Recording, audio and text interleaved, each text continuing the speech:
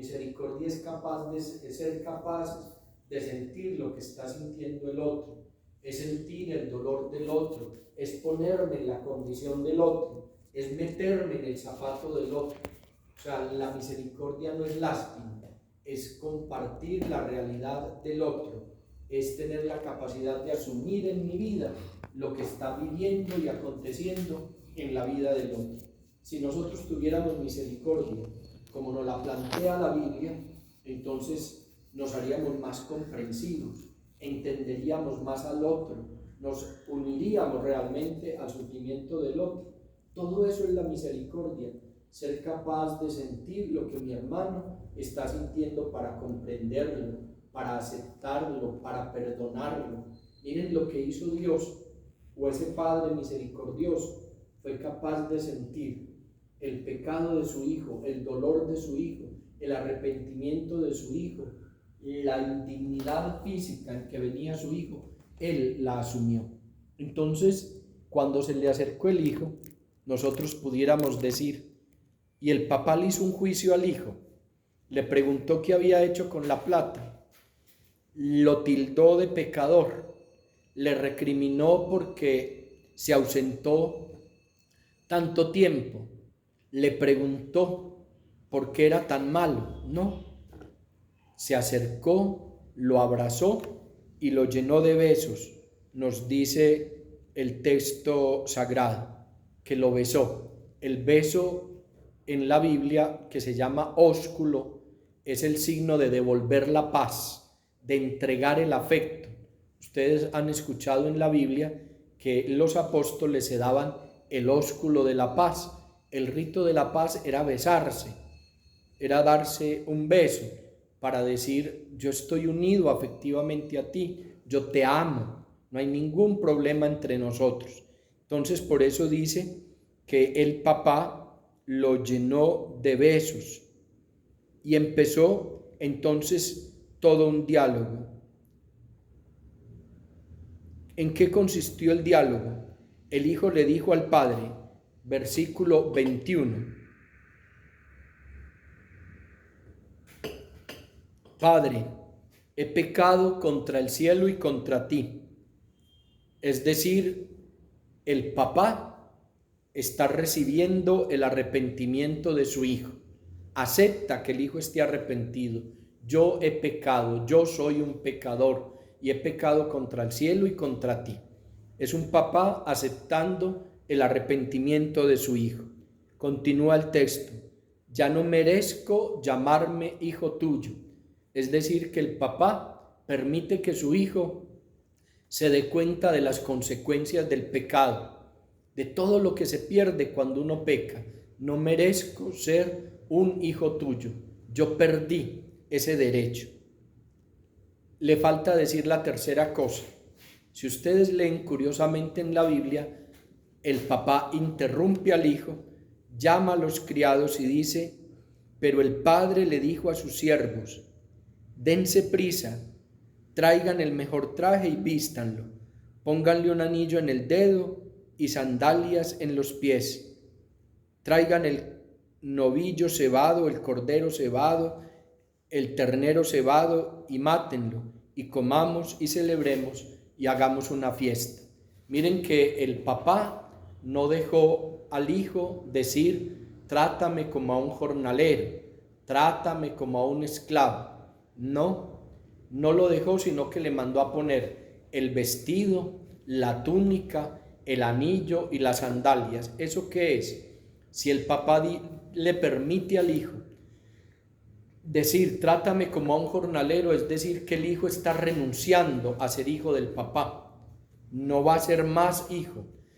Pero el papá no, le dice, es que a pesar de que usted sea un pecador, usted sigue siendo mi hijo, vístanlo como a un hijo. El vestido que describen, ponerle túnica, ponerle anillo y ponerle sandalias, es la manera bíblica de dibujar la dignidad de los hijos. Los esclavos andaban descalzos, no podían tener joyas y no tenían lujosas túnicas. Eso solo lo usaban los hijos. Entonces, ¿qué le restituyó el papá a este muchacho? Su dignidad de hijo. le dijo: aunque usted sea un pecador, aunque usted haya pecado contra el cielo y contra mí, aunque usted haya renunciado a ser hijo mío, usted sigue siendo mi hijo. Yo lo sigo amando, le devuelvo la dignidad. Entonces, en el arrepentimiento de nuestros pecados, ¿qué recuperamos? La dignidad de hijos de Dios. En el deseo de volver a la casa de Dios, Dios vuelve y nos invita a una fiesta, a la alegría y al gozo de saber que pertenecemos a esa familia. Yo quisiera hacer aquí un paréntesis para que miremos que el bien no es simplemente dar limosna, que el bien no es hacer únicamente caridad, el bien es restituirle la dignidad a los demás. Y eso es lo que tenemos que pensar en una sociedad donde la dignidad humana se está perdiendo. ¿Cómo hacer para que los otros recuperen su dignidad, vuelvan a tener esta calidad humana con la que Dios nos creó? Y eso nos tiene que llevar a una experiencia muy bonita. Ustedes oyeron que el papá dijo: vayan y traigan el cordero cebado, novillo cebado, depende de la Biblia, pero fundamentalmente es el cordero. Mátenlo, ofrezcámoslo y hagamos fiesta. El cordero era el signo del perdón definitivo. Darle el cordero cebado era darle el alimento que perdonó, que limpió y purificó. Nosotros, cuando celebramos la Eucaristía, ¿qué decimos de Jesús al levantar la hostia al final de la misa? Este es el Cordero de Dios que quita el pecado del mundo. Es decir, que entrar a la Eucaristía, si de verdad entendemos lo que dijo el Papa aquí, es entrar al lugar del perdón, es entrar al lugar de la misericordia, pero en concreto es entrar al lugar de la fiesta de los que han sido perdonados por Dios. Mucha gente critica que porque aquella persona tan pecadora entró a misa, y es que ¿quién va a entrar a misa? Pecadores. El que no tenga pecado, tire la primera piedra. Es que la misa es para un poco de pecadores que queremos arrepentirnos y disfrutar de la misericordia de Dios que nos lleva a la alegría y la fiesta. Entonces la misa se nos vuelve así, la fiesta del perdón, la fiesta de la misericordia, donde Cristo, el Hijo de Dios, se vuelve el Cordero que quita el pecado del mundo. Miren la hermosura de la Sagrada Escritura, cómo nos pone a vivir en la dinámica de Jesús. Él se entrega para el perdón, Él es el Cordero, Él es nuestra fiesta. Entonces, cuando vayan a misa, reconozcan que son pecadores. ¿Cómo empezamos la misa? Yo, pecador, me confieso. Es decir, yo de entrada estoy diciendo: soy un pecador. Y hay gente que dice: yo pecador, y dice: es que el pecador es el otro, el vecino, el del lado. No, yo soy el pecador, y yo soy el que voy a disfrutar la fiesta de ese Cordero, y yo soy el que voy a vivir la misericordia de Dios. Entonces este texto nos pone que el bien es Dios entregándose para nuestra salvación, y que yo tengo que gozar de esa fiesta. Cuando vayan a la misa, piensen: ¿a dónde están entrando? Están entrando a la casa del Padre. ¿Qué es lo que están comiendo? Están comiendo el Cordero que quita el pecado del mundo. ¿Cuál es la actitud? La fiesta de la misericordia de Dios. Entonces, no le dejó decir: trátame como a un jornalero, porque usted no es un jornalero, usted es mi hijo. Pecador sí, pero mi hijo, y por eso yo le hago fiesta. Después continúa la razón por qué hace la fiesta, versículo 24: porque este hijo mío había muerto y ha vuelto a la vida, se había perdido y lo hemos hallado, y comenzó la fiesta. Entonces acá esta parte es muy hermosa, precisamente porque la oveja perdida, la dracma perdida, el hijo perdido. ¿Por qué es la fiesta? Porque encontré la oveja, porque encontré la moneda, porque encontré a mi hijo. Mi hijo estaba muerto, mi hijo ha vuelto a vivir. Es decir, que la misericordia, el bien, lo que logra en nuestra vida es resucitarnos, es devolvernos a la vida verdadera. Aquí entonces ya nos ha dibujado la Sagrada Escritura la primera parte importante de este texto. Un padre que tiene dos hijos, cuando no es normal, tenemos que reflexionar si yo soy el hijo que acepta que es pecador o soy el hijo que me creo tan bueno que el pecador es el otro. Un padre que entrega la herencia, es decir, que entrega su propia vida porque el hijo me está diciendo, muérase, deme lo que a mí me toca. Una realidad humana llena de pecado, centrada en intereses materiales, creyendo que los bienes de este mundo van a durar para siempre. Miren, los bienes se acaban o cuando yo me muera no me llevo nada. Entonces me tiene que llevar esto a reflexionar es en dónde estoy poniendo mi interés, en dónde estoy poniendo mi realización, en dónde estoy encontrando mi felicidad, con la claridad de que la felicidad no es lo más importante es vivir en paz. Un texto que nos dice que aunque sea el pecado más grave, este muchacho tocó el fondo del pecado, es el Padre el que es capaz de restaurar la vida.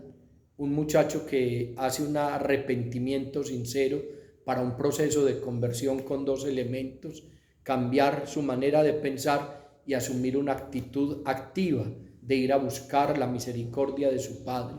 Un Padre que basta que nosotros tomemos la iniciativa de buscarlo y Él ya está saliendo a la carrera a encontrarnos. Un Padre que no nos juzga por nuestro pecado, sino que nos abraza y nos besa para decirnos cuánto nos ama, para devolvernos la paz. Un Padre que acepta nuestro arrepentimiento, que acepta que reconozcamos que el mal tiene consecuencias, pero que nos sigue amando porque seguimos siendo sus hijos, que nos devuelve la dignidad de hijos. Un Padre que nos mete en una fiesta de la misericordia, que es concretamente la Eucaristía, y entonces así vale la pena vivir de fiesta. Viene la última parte de este texto y es la figura del hijo mayor. Aquí el hijo mayor estaba en el campo. Al volver, cuando se acercaba a la casa, oyó la música y la danza. Llamó entonces a uno de los criados y le preguntó qué era aquello. Un hijo que, siendo muy bueno, no está al lado del padre, está haciendo sus propias cosas. Un hijo que cuando ve una cosa rara no entra a la presencia del padre, sino que llama intermediarios, en este caso a un criado. El criado que le responde, versículo 27, es que ha vuelto tu hermano y tu padre ha matado el novillo cebado porque le ha recobrado sano. Es el criado que tiene claridad, que es su hermano, que hay una fiesta porque el papá perdonó a ese hermano. Llega el texto y nos dice, versículo 28, él se irritó y no quería entrar. Pero aquí aparece lo interesante. Su padre salió y le rogó que entrara. El padre salió por el hijo pródigo, salió a la búsqueda del hijo pecador, pero también sale a la búsqueda del hijo mayor, a la búsqueda del hijo que ha cumplido la norma y la ley siempre, que no ha faltado nunca. Pero el muchacho que le responde, le dice a su padre, hace muchos años que te sirvo y jamás dejé de cumplir una orden tuya. Sin embargo, nunca me has dado un cabrito para tener una fiesta con mis amigos. Aquí vemos dos cosas que nos tienen que servir para nuestra reflexión. ¿Cuáles son esas dos cosas? La primera, el hijo mayor está clarificando, yo soy cumplidor de la ley. Yo no he faltado nada ni en una tilde de lo que tú me has pedido. Yo soy recto, yo soy bueno, pero tú nunca me has dado ni un cabrito para una fiesta con mis amigos. ¿Eso es verdad? Eso no es verdad. Si ustedes se devuelven, y yo cuando lo leí lo dije con pronunciación fuerte para hacerles caer en cuenta, cuando el hijo menor le pide la herencia al papá, dice el texto sagrado, el papá les repartió, lo dice en plural, les repartió la herencia. es decir, que la repartió entre los dos. O sea que quien se cree muy bueno termina mintiendo. Quien se cree muy bueno no se da el gusto de saber que todo lo que hay ahí le pertenece. El que se cree muy bueno cierra sus ojos porque se le endurece el corazón. Dice el texto sagrado: y ahora que ha venido ese hijo tuyo, que ha devorado tu hacienda con prostitutas y has matado el novillo para él. Haber citado prostitutas, más que la prostitución sexual, es la prostitución idolátrica. Para la Biblia, la prostitución es la idolatría, es rendirle culto a otros dioses. El hijo menor se fue de la casa para otras culturas, eso ya es prostitución. Está diciendo: ese hijo tuyo es lo mismo que el pueblo de Israel, es un pueblo idólatra. ¿Qué está haciendo el hijo mayor? Lo que decíamos al inicio, que hacían los escribas y los fariseos: estar lejos, murmurando, juzgando, criticando, es decir, haciendo la obra del diablo. ¿Qué le está pidiendo el hijo mayor a su papá? Que no lo perdone, que no tenga misericordia, que no tenga vida en el Señor. Qué bueno entonces que nosotros nos demos cuenta que este hijo menor y este hijo mayor es la figura de lo que nos propone la Biblia, que nosotros podemos vivir o asumir. Aquí está dibujado pues el hijo mayor asumiendo la actitud del bueno, del que tiene derecho a juzgar. Continúa el texto en el versículo 31. Pero él replicó: ¿quién es él? El papá. Hijo, tú estás siempre conmigo y todo lo mío es tuyo. Que era lo que el hijo mayor en su mentira no se había dado cuenta. Pero convenía celebrar una fiesta y alegrarse porque este hermano tuyo había muerto y ha vuelto a la vida, se había perdido y lo hemos hallado. Es decir, que hay un juego entre la actitud del padre y la actitud del hijo mayor. ¿Qué le dice el hijo mayor al papá? Ese hermano tuyo. ¿Qué le dice el papá al hermano mayor, incluso el mismo criado? Ese hermano tuyo. Es decir, que no tener misericordia es romper la fraternidad, es romper con la dignidad de la otra persona. ¿Qué está aquí en juego? La fraternidad.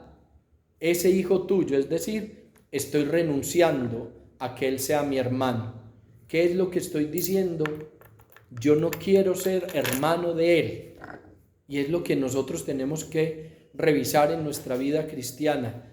¿Cómo hacer el bien si no aceptamos que el otro es hermano mío? ¿Cómo cosechar bondad si yo no tengo una relación digna, abierta y sana con el otro que es mi hermano? Jesús murió en la cruz para devolvernos el perdón, para restaurar nuestra fraternidad, para hacernos familia. Entonces, la pelea entre el sentimiento interior del hermano mayor con el papá es que el hermano se creía muy bueno y esa creerse tan bueno lo ponía por encima del otro, y ese estar por encima del otro es no aceptar que el otro sea mi hermano. Lo que ha construido Dios es una comunidad de hermanos y nosotros todos somos hermanos. El texto sagrado no nos dice si el hijo mayor entró o no entró. De alguna manera la palabra de Dios juega para que la decisión la tome cada uno de ustedes. ¿Ustedes creen que el hermano entró o no entró? Ahí hay una posibilidad de poner mensajitos. Pongan en los mensajes quienes dicen que el hermano sí entró y quienes dicen que el hermano no entró. Por favor, escriban ahí en el chat. Diga sí entró o no entró. O ponga sí o ponga no. No ha llegado ni uno solo. No entró, sí entró, no entró. No. No. Va ganando el no. Va ganando el no en la encuesta, padre. ¿Ah? Va ganando el no en la encuesta, ahora Sí, que estamos en el... no entró. Ese hermano mayor está muy orgulloso y está poniendo todos los problemas. Bueno, no contestó nadie más. Vamos a ver si entró, no entró, no entró, no entró. Ahí vamos, no entró. En la encuesta pues hay unos sí y otros no. Revisen los que ponen sí y los que ponen no. Miren, la Biblia es muy hermosa. ¿Y qué nos está diciendo la Biblia en concreto?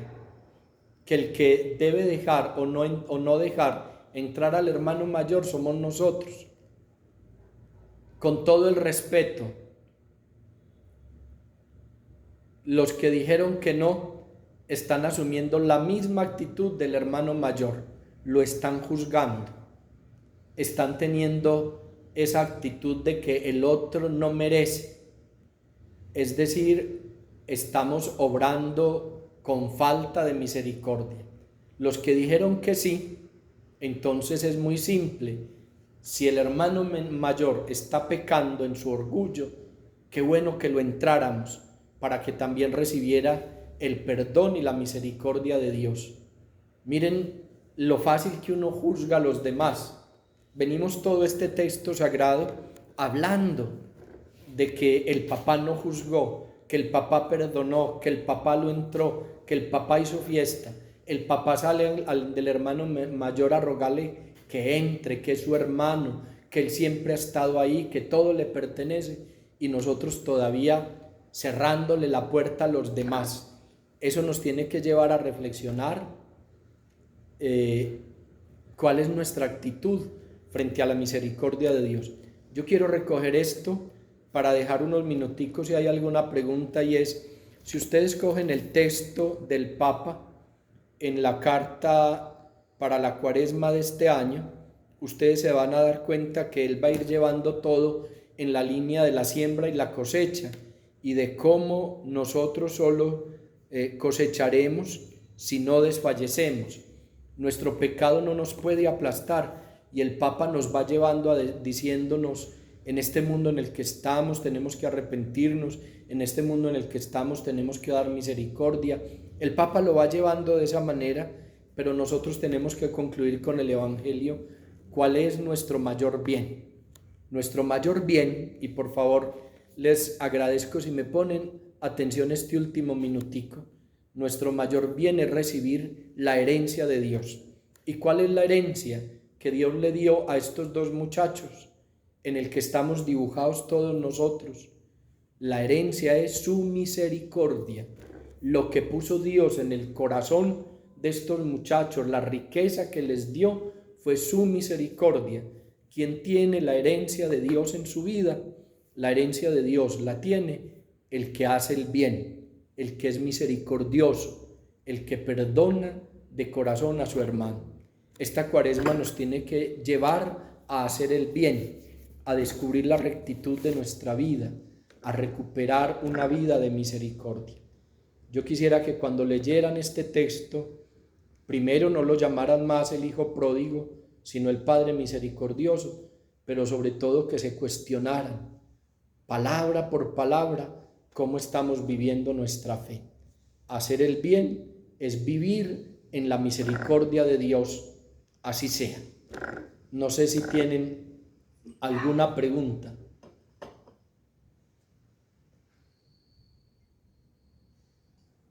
No, padre, espectacular. Yo sí tengo una pregunta. Cuenta. ¿Quién tiene una pregunta? Pilar. Pilar, te escuchamos. Padre, cuando usted habla, ¿cierto? Pues de no juzgar, de no señalar al otro, pues sí que uno ve en esta época pues la violación de los niños, lo que pasa pues como con los pedófilos, incluso con la iglesia, pues las cosas que hacen los padres, ¿cierto? ¿Cómo hace uno, padre, como para no llenarse de tanta rabia su corazón, yo nunca pues pierdo como la fe y no porque los padres hacen X o Y, dejo de creer en la iglesia, no, Sin embargo, uno sí se va llenando como como de rabia, y muy difícil es uno no disfrutar cuando los llevan a la cárcel, y no disfrutar cuando los cogen, y no disfrutar un poco cuando de una u otra forma se hace justicia, ¿cierto? Entonces, yo a veces cuando estoy como en esa posición y yo, ay, gracias a Dios lo cogieron, yo digo, ay, Dios mío, perdón, qué pena, pues yo darle gracias a usted, ¿cierto?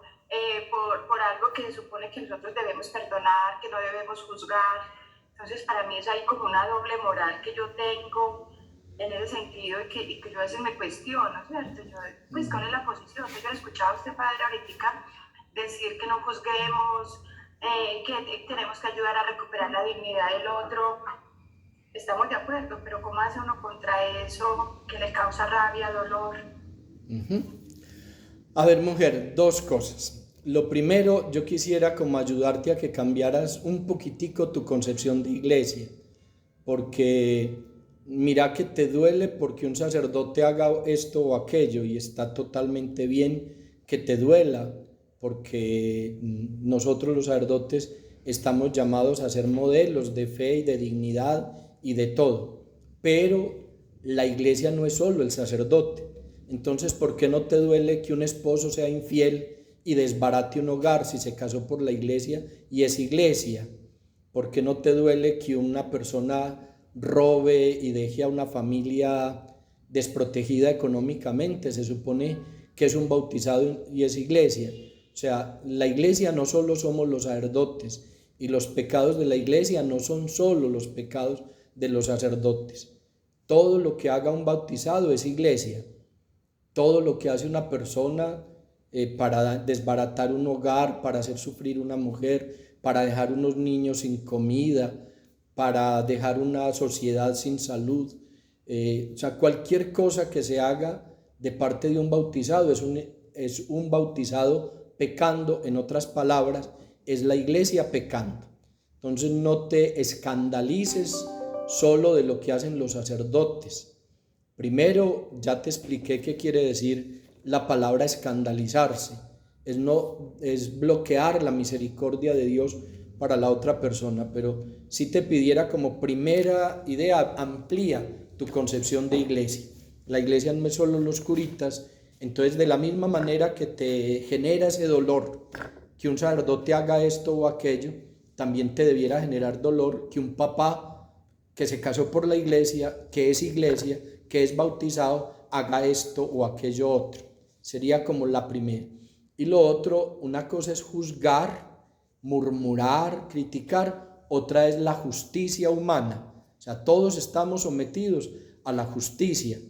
Y si una persona hace algo, robó, es un corrupto, mató, violó, sea o no sacerdote, sea el que sea, tiene que estar sometido a la justicia. Entonces, no es que nosotros cuando decimos no juzgar, es que estamos diciendo entonces que no haya justicia, que la ley no, entonces el que mató o el corrupto que robó y dejó a todo mundo sin plata, que no tenga que pagar humanamente las consecuencias de sus actos.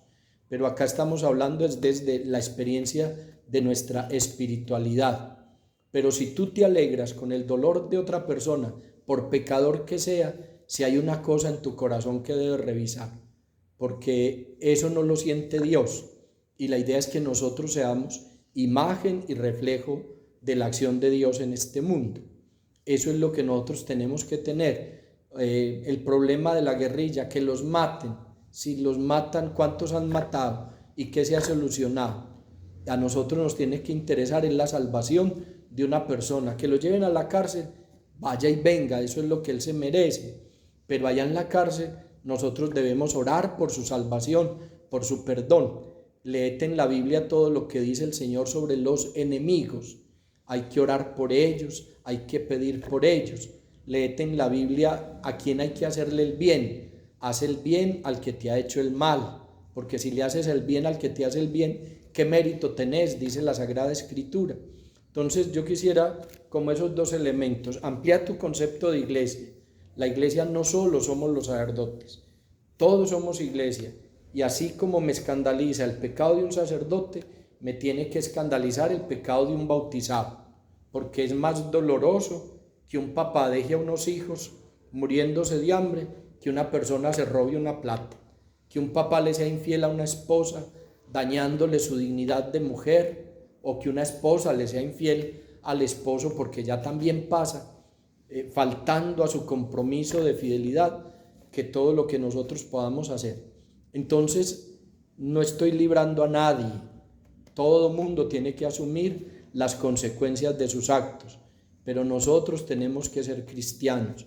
Y una cosa es la justicia según las leyes humanas, otra cosa es la actitud cristiana del que busca el arrepentimiento y la salvación de los demás.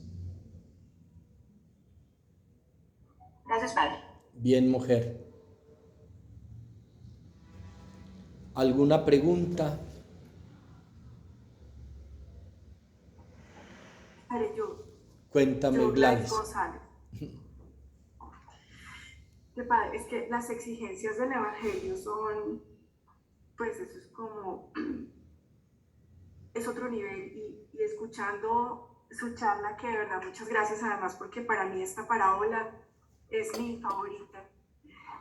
Y con la reflexión que estábamos haciendo ahorita me queda como la duda de qué pasa entonces, o sea, si es falta de misericordia con el otro cuando uno desde su perspectiva considera que hay una persona, el otro, que está haciendo algo que lo lesiona, que no es lo que uno esperaría de esa persona.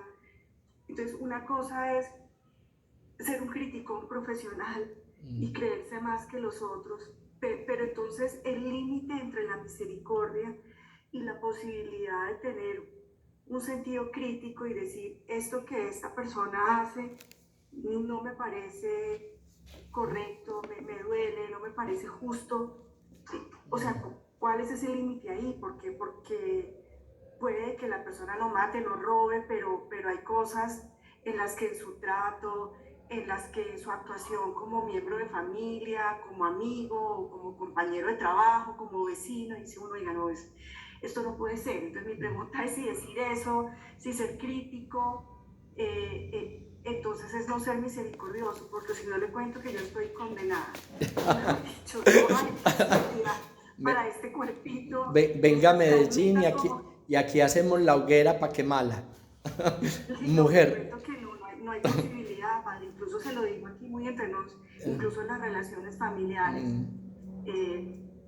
Un poquito más allá incluso del vínculo del papá y de los hijos, a veces incluso en la relación con la familia de uno, sus hermanos o su familia política o tal, dice uno, oiga, a mí esto no me parece, a mí me gustaría esto, yo hubiera esperado esto, entonces eso entonces es no ser misericordioso.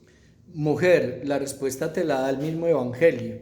Hay dos textos bíblicos que te responden. El primero es el tema de la corrección fraterna.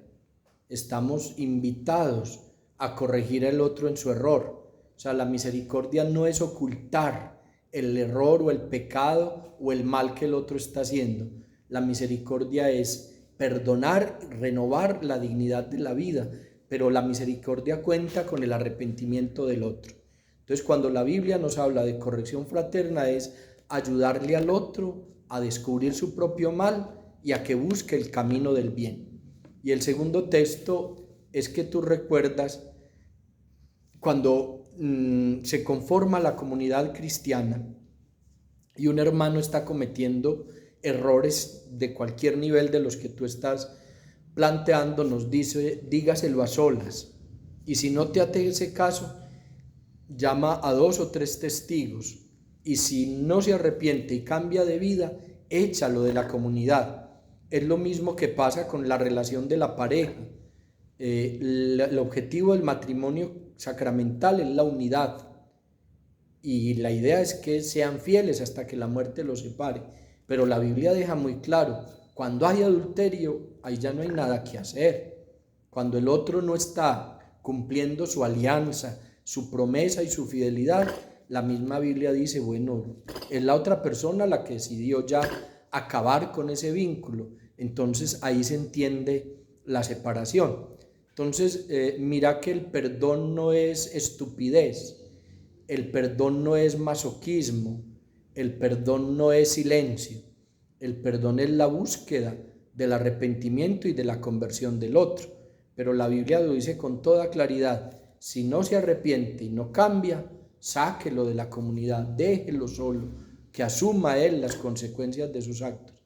Una cosa es que yo le esté contando a todo mundo que mi esposo hace esto, o que mi hijo hace aquello, o que mi empleado hace esto, o mi compañero de trabajo, porque es que le estoy dañando su nombre y su reputación. Otra cosa es que yo llame a mi compañero de trabajo o a mi hijo y mi esposo y le diga: venga, en rectitud estamos fallando en esto, ¿cómo lo vamos a solucionar? A usted no quiere cambiar, venga a ver de la familia quién puede aportar. Usted no quiere cambiar, entonces ya hijo, ya esposo, ya dejemos las cosas así. Entonces la misericordia no niega la necesidad de que el otro tenga una actitud real de arrepentimiento. Mire que el papá dejó a su hijo en su pecado. ¿Cuándo le regaló su amor y su misericordia? Cuando el hijo vino y quiso cambiar y rehacer su vida, y él le devolvió la dignidad. Gracias, Padre, pero ahí, qué pena, yo ya no pregunto más. Dice que el tema de la corrección fraterna, parte de la base de lo que estoy entendiendo, es de buscar al otro y decirlo. Y yo confieso que no lo hago, porque es que entonces están llamando uno al hermano, a la suegra, a los cuñados, a no sé qué, eso se vuelve, pues yo, mejor dicho, pues no sé. Sí, va ahí. Lo que pasa es que ya habría que entrar en lo que en la iglesia se llama la casuística. ¿Qué es la casuística? Cada caso tiene una respuesta distinta. Cada caso. Entonces ya es mirar la situación concreta. Supongamos, para no entrar como en ambientes familiares, que el problema es de un empleado. Pues al empleado se le hace todo el proceso. Y si llega un momento en que no, para eso tiene un contrato y se le da la bendición y chao. O sea, se lleva la cosa al extremo. Pero si la cosa a nivel familiar, uno sabe que hay que manejarla de otra manera, porque la familia, gústeme o no, va a estar ahí. Porque son los abuelos de mis hijos, o los tíos de mis hijos, o son mis hermanos, hijos de la misma mamá mía. Entonces ahí hay otras actitudes que hay que asumir. Por eso cada caso es cada caso. La palabra de Dios nos pone la mirada así amplia, pero después el Señor llama a las personas y se sienta con ellos. Imagínate que hiciera una reflexión general sobre la samaritana que le dijo que tuvo 7 maridos. No, él tuvo que ir donde ella y especificar la situación de ella. O la mujer adúltera que leemos el Evangelio este domingo, él la enfrentó a ella y le perdonó la situación concreta de ella. Él no generalizó el adulterio como, bueno, hágale pues que eso es muy bueno. Gracias, Padre. Bueno. Padre, usted mencionó también en este tema de San Lucas la oveja perdida. Sí. Y yo la verdad, a mí ese me gusta mucho también porque de alguna manera es Dios el que lo busca a uno. Entonces me gustaría que usted nos ampliara porque, digamos, si todavía uno está perdido y no hay, digamos, esa vocación de arrepentimiento, uno sí siente que lo busca. O sea, no. Uno siente que le pone ángeles en el camino, que le pone cosas en el camino. No, ¿Qué está haciendo con esto?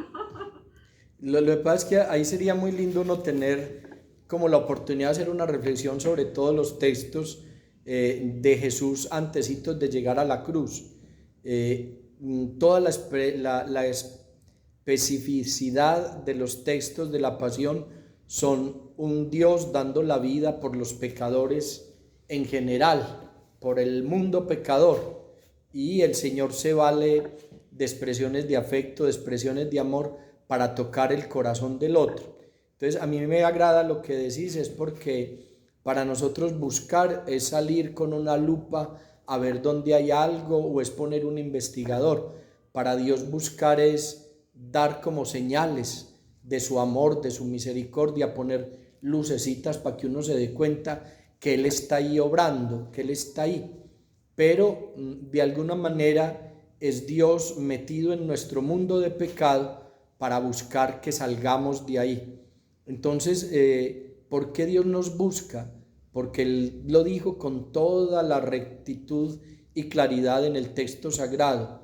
Yo no vine a juzgar a nadie, yo vine para que todos se salven. O sea, es un Dios que está buscando nuestra salvación. Y lo dice en otros textos de la Sagrada Escritura, y por eso es tan agradable leer la palabra de Dios con frecuencia, que Él vino a iluminar la vida, que Él vino a establecer un camino, que Él vino a mostrarnos un horizonte. Entonces todos estos textos, si uno los llevara a esto de la búsqueda de la oveja perdida, es Dios poniéndonos modos de llegar a Él, es Dios iluminando la vida de nuestro pecado, de nuestra oscuridad, para que lo veamos a Él, es Dios regalándonos la posibilidad de que entendamos que solo en Él la vida de nosotros recupera la paz que se nos ha perdido. Gracias. María Grisel, mi vecina. Esa María Gris, que mejor dicho, ya tiene el cielo más ganado, mientras algunos por luego la quinta paila asegurada. No, no creas, por eso digo yo que me gusta tanto. Ay. Bendito el Señor. Pues, no sé si alguien más quiera compartir o si no, pues cumpliendo ahí que ya Yoli me escribe por el chat, mire el horario, no sé qué, pues Padre Leonardo, de verdad, muchas gracias. Muchas gracias además tiene razón, cada vez que uno lee el Evangelio, pero yo no era consciente, Él les repartió la herencia, nunca lo había visto, nunca lo había entendido. Entonces, de verdad, muchísimas gracias por acompañarnos esta mañana, por dejarnos ese mensaje tan lindo, con tanto cariño. Entonces, no, de verdad, mil gracias, y pues creo que ya la patrona Yoli dice que nos vamos de receso un ratico. Yoli. Que sí, señora, y contestó. Estoy muteada. Sí, señora. Sí. 15 minutitos, mientras tanto Jason por ahí nos ameniza. Padre, qué rico tenerte aquí en este espacio tan bonito. Mil gracias por cedernos el espacio, porque yo sé que tu agenda es supremamente apretada. Hoy es amarradita. Qué rico. Mil gracias, de verdad. Dios te pague inmensamente. Amén. Muchas gracias. Ese Cristo me encanta. Ese Cristo, el Cristo de la pared. Oye, Sí, bueno, claro.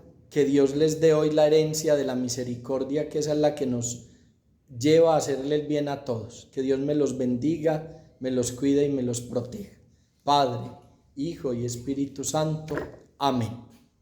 Muchas gracias, Padre. Buen día. Gracias, Padre. Chao. Muchas gracias. Bendiciones. Bueno.